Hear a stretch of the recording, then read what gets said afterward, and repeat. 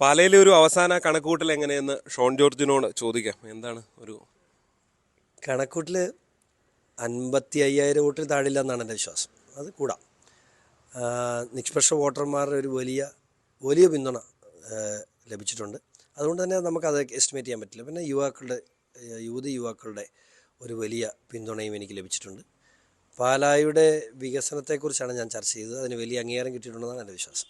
ഈ 55,000 വോട്ട് ഷോണിന് കിട്ടുമെന്ന് പറയുമ്പോൾ അതിനെക്കാട്ടി വലിയൊരു കണക്ക് കാപ്പൻ പറയുന്നുണ്ട്, 65,000 വോട്ട് കിട്ടുമെന്ന്. അങ്ങനെ വരുമ്പോൾ കാപ്പനല്ലേ ജയിക്കൂ? അല്ല, ഞാൻ പറഞ്ഞല്ലോ, എൻ്റെ കണക്ക് അദ്ദേഹം ഏതോ ലോകത്താണ്. ഞാൻ പറഞ്ഞ് കഴിഞ്ഞ തെരഞ്ഞെടുപ്പിൽ അദ്ദേഹത്തിന് കിട്ടിയ വോട്ട് എവിടുന്നാണ്, ഞാൻ കൂടുതൽ കണക്ക് പറയുന്നില്ല. അദ്ദേഹത്തിന് കിട്ടിയ വോട്ട് എവിടുന്നായിരുന്നു, എങ്ങനെ കിട്ടി, എന്ത് സാഹചര്യത്തിൽ കിട്ടി, PC ജോർജിൻ്റെ പിന്തുണ അദ്ദേഹത്തിന് ഉണ്ടായിരുന്നല്ലോ. ഞങ്ങൾ ജനപക്ഷമായിരുന്നു. പാലാ നിയോജകമണ്ഡലത്തിൽ പൂർണ്ണമായ പിന്തുണ.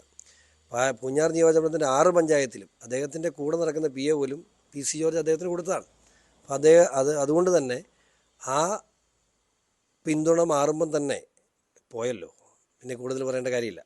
കാപ്പൻ എന്തായാലും ജയിക്കില്ല എന്നുള്ളതാണ് ഷോണിൻ്റെ കണക്ക്.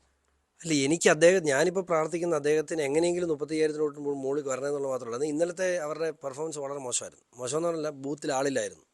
ബൂത്തിലൊന്നും ഒരു ക്രമീകരണവും അവർക്ക് ചെയ്യാൻ കഴിഞ്ഞില്ല. പ്രവർത്തകർ വളരെ നിർജ്ജീവമായിരുന്നു UDFൻ്റെ. പിന്നെ പരമ്പരാഗതമായി UDFന് ചെയ്യുന്ന ആളുകൾ ചെയ്തതെന്നല്ലാതെ ഒരു പ്ലസ്സും അദ്ദേഹത്തിന് ഉണ്ടായിട്ടില്ല.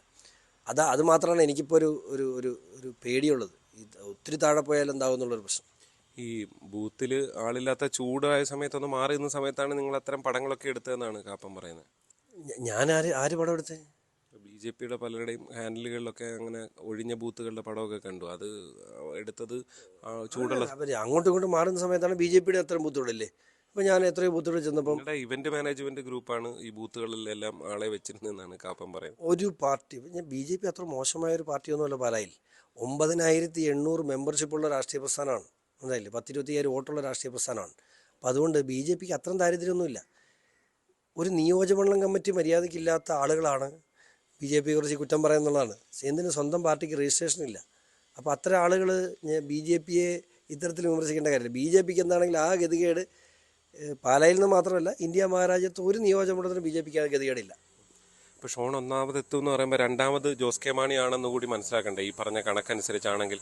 സ്വാഭാവികമല്ല. ഞാൻ പറഞ്ഞില്ല, ഇവർ തമ്മിലുള്ള ഇതിൽ ഞാൻ പറഞ്ഞില്ല 35,000-ന് താഴെ പോവോ എന്നുള്ളൊരു പേടി എനിക്കുണ്ട്. അപ്പോൾ അതുമാത്രമാണ് എന്നെ സംബന്ധിച്ചിടത്തോളം ആകുലത ഉള്ളത്. എന്നെ ഈ ജോസ് കെ മാണിക്ക് ഞാൻ പറഞ്ഞല്ലോ 38 മുതൽ 40 തൊട്ട് വരെ അദ്ദേഹത്തിന് വരാം.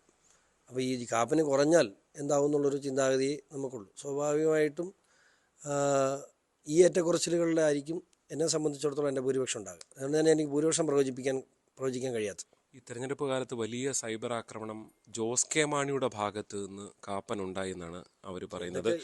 പക്ഷേ ഷോൺ ജോർജ് ഒന്നും ചെയ്തില്ല എന്നുകൂടി കാപ്പൻ പറയുന്നു. ഞാൻ ജീവിതത്തിൽ ജോസ് കെ മാണിയോട് പോലും ഞാനൊരു വൃത്തികേട് പറഞ്ഞിട്ടില്ലല്ലോ. എൻ്റെ രാഷ്ട്രീയ ശൈലി അതല്ല. എതിരാളികൾ, ഞാൻ രാഷ്ട്രീയം പറയും. അവർ ഓരോ വിഷയത്തിൽ കോൺഗ്രസ് സ്വീകരിച്ച നിലപാട്, CPM സ്വീകരിച്ച നിലപാട്, മാണി ഗ്രൂപ്പ് സ്വീകരിച്ച നിലപാടല്ലാതെ ഞാൻ ഏതെങ്കിലും തരത്തിൽ വ്യക്തിഗത നടത്തില്ല. പക്ഷേ എന്നോട് എന്തൊക്കെയാണ് ചെയ്തത്? 30 അടി പൊക്കമുള്ള ക്രെയിനിൻ്റെ മുകളിൽ നിന്ന് ഞാൻ കൊടി വീശിയപ്പം അത് കുരിശുപള്ളിയുടെ മുകളിൽ കയറി കൊടി കിട്ടിയെന്ന് വരെ പറഞ്ഞില്ലേ ഇവർ. എന്തുമാത്രം വർഗീയ ധ്രുവീകരണമായി നാട്ടിൽ നടത്താൻ ശ്രമിച്ചത്. ഓരോരുത്തരും വെറുതെ വിടുകയില്ല, എല്ലാവരെയും വഴിയണ്ണിക്കും. അത് പാലാ മുനിസിപ്പാലിറ്റിയിലെ കൗൺസിലർ ഉൾപ്പെടെ ഉണ്ട്. അതിൽ നിയമപരമായ നടപടിക്ക് 100% ഇന്ന് ക്രിമിനൽ കേസ് കൊടുക്കുകയാണ്.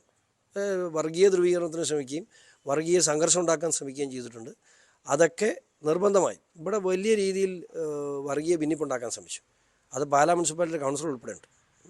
ഒരാളെയും വെറുതെ വിടില്ല. വെറുതെ ഈ എന്താണ് അതായത് ഈ കാപ്പൻ്റെ തൊട്ട് താഴോട്ട് പോകും എന്നൊരു ഭയം ഉണ്ടെങ്കിൽ ജയം അത്ര ഉറപ്പിക്കാൻ കഴിയുന്ന സാഹചര്യമല്ല എന്നുകൂടി ഉണ്ടോ അതിൽ? അല്ലല്ലോ. കാപ്പൻ്റെ തൊട്ട് ഞാൻ 35 താഴെ പോയാൽ ജോസ് കെ മാണിക്ക് സുഖമായിട്ട് 40 തൊട്ട്, ഞാൻ 40 തൊട്ട് 45 തൊട്ട് വരെ വരാം. അപ്പോൾ അവിടെ നോക്കുമ്പോൾ നമ്മൾ മനസ്സിലാക്കേണ്ട ഒരു കാര്യം, എൻ്റെ ഭൂരിപക്ഷം എനിക്ക് എസ്റ്റിമേറ്റ് ചെയ്യാൻ പറ്റില്ല. ഇവർ തമ്മിൽ ഞാൻ പറയും 10,000 വോട്ട് ഭൂരിപക്ഷം, 15,000 വോട്ട് ഭൂരിപക്ഷം, ഇതിനെ ഡിഫർ ചെയ്യും. ഇവർ ഒരുപോലെ നിൽക്കുകയാണെങ്കിൽ എനിക്ക് 15,000 വോട്ട് വരെ ഭൂരിപക്ഷം വരാം. ഒരേപോലെ നിൽക്കുകയാണ്. ഇവർ താഴെ പോകുമ്പോൾ സ്വാഭാവികമായിട്ട് എൻ്റെ ഭൂരിപക്ഷത്തെ ബാധിക്കും. അതേ ഉള്ളൂ. അല്ല, എൻ്റെ ജയത്തിനെ സംബന്ധിച്ച് എനിക്കൊരു സംശയമില്ല. എന്തായാലും അതാണ് പറഞ്ഞു നിർത്തുന്നത്. ജയത്തെ സംബന്ധിച്ച് ഷോണിനും യാതൊരു സംശയവുമില്ല. ഭൂരിപക്ഷ കണക്കിൽ മാത്രമാണ് ചില വ്യത്യാസങ്ങൾ ഒരു പക്ഷേ വന്നേക്കാൻ സാധ്യത എന്ന് ഷോൺ ഉറപ്പിക്കുകയാണ്. പാലയിൽ നിന്ന് G. ശ്രീജിത്ത്, News 18.